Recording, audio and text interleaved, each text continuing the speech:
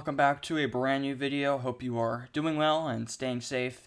Today we're going to be talking about a rather interesting land that is being added to Osaka, Japan, Universal Studios Japan, one of the parks I've had the pleasure of visiting. It's a really charming park, however they will be adding one more very unique investment. This is Nintendo Land, going in one of the corners of their park. So first and foremost, this photo comes from a very nice Instagram poster. I recommend you go check them out in the description below. And I would also recommend watching this video in full screen. The way the photo is taken sort of only focuses on a certain part of the land, so I recommend viewing this on full screen so you can see where I'm talking about. So, getting started. One, I am very, very impressed with this. I think it's very small, but it's going to pack in a lot of content. And what I mean by that is that this land is going to be operating on a level system.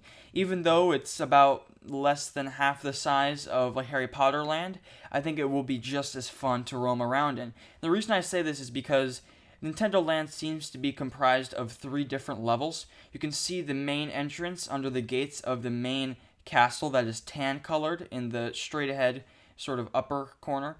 And yeah, there really seems to be 3 different accessible levels. I think the immersion is going to be really cool because you're going to be able to go through certain tubes and really be able to interact with this multi-level, sort of like a video game would. So I think that level of immersion and that dynamic is going to be really, really cool to see.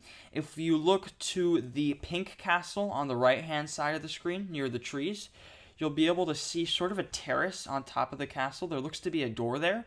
I'm guessing that that's where there's going to be a restaurant. They don't really seem to be able to fit a ride there, so I think that it really is just going to be restaurants, perhaps a stand inside of the castle. And then for the main ride, I'm thinking the entrance is going to be either where there's that little yellow tube that enters into that garden sort of area, that little Mario level, or is going to be by the Bowser Castle.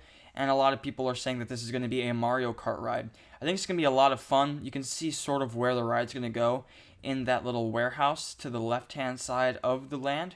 And overall, this land looks really, really fantastic. I'm really pleased with it. Now, I will say I am just slightly disappointed that the entire land is based off of Mario and that franchise. If it's called Nintendo Land, I would sort of hope for a Hyrule area of the park. If you don't know what that is Zelda, which is a really popular franchise from Nintendo. So I think calling it Nintendo Land is just a tiny bit misleading, but nonetheless, this looks like an absolutely fantastic land.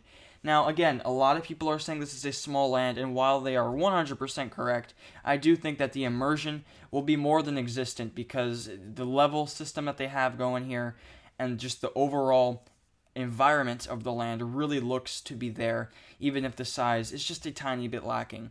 Overall, guys, that's all I have to say about this land area. Hope you enjoyed the video. I'll catch you all next time.